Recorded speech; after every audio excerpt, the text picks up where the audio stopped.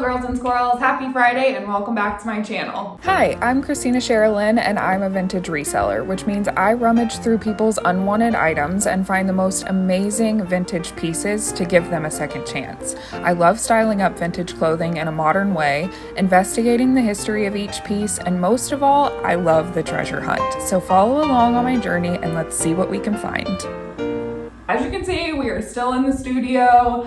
The house is occupied. We're still in quarantine, so that's exciting. So today I thought we would do episode 2 of my Levi's series. If you haven't seen part 1, I will leave it linked down in the description box below, as well as in the cards at the end of the video. So stay tuned for that so you can go watch that video. If you haven't already seen that video, basically this is a little mini series in my history of series where I talk about the history of brands. So with Levi's, I decided to break it up into little mini videos because Levi's is such a huge brand and there's so much to know about Levi's. There is no possible way I could ever put it in one video. So today I'm just gonna go over a couple tips and tricks on how to tell if your Levi's jeans are vintage or not. I'm also going to be going over jackets because jackets are also a huge part of the Levi's brand. So we're going to be covering jeans and jackets. Now, I know that they do make other clothing. They make shirts, they make workwear, stuff like that. But we're just going to stick to jeans and jackets because that's what's most popular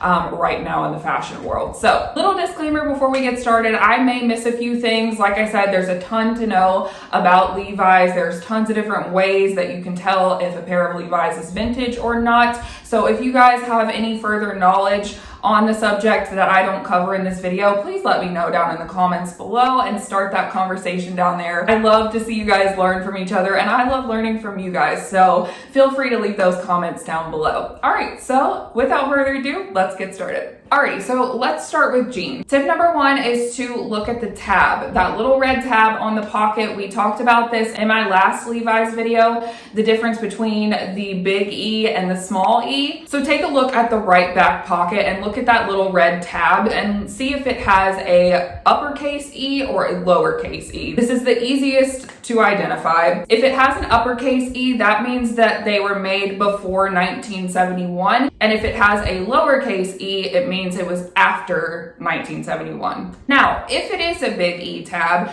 and it only has the lettering on the front side of the tab and not on the back side, that means that the jeans are pre-1955. So definitely flip over that tab just to be sure, because you could have a pair of jeans that are actually pre-1955 instead of a later date like the 60s or 70s. Tip number 2 is to look for care tags. Care tags on Levi's were not introduced until the 1970s. Tip number 3 is to examine the inseams. So if it has a single stitch inseam, that means that it was produced before the mid-80s. Tip number 4 is salvage or not salvage. This is what salvage looks like. If they are salvage, they were most likely produced before the mid-80s. Now, I know they're doing revivals now of old styles, so it is possible to find Levi's salvage jeans that are not vintage. Just make sure you're checking all these other boxes. Don't put all of your eggs in one basket, basically. Just because it's salvage doesn't necessarily mean that it's vintage. So don't put all your weight in that, just check the other things as well. If you do find salvage, pick it up whether it's vintage or not because it does really well. Tip number 5 is to look at the back pocket stitching. If the stitching at the top of the pocket is single stitch. Editing Christina here. I just wanted to clarify what I mean by single stitch. I don't mean it in the traditional sense where there's only one row of stitching. I mean that it's a very thin white stitching that is just in a single line, as opposed to the kind of rope style stitching, that real thick yellow stitching that was introduced later on. That means that it was made roughly before 1976. And my final tip is to look at the patch. If it is a real leather patch as opposed to the leather-like cardboard patch that we're used to seeing on newer style jeans, that is a good indicator that the jeans were produced before 1955. So inspect that patch, see if it's real leather. If it, you guys know what I'm talking about. The newer patch is very, very stiff and it almost has like a cardboard feeling to it.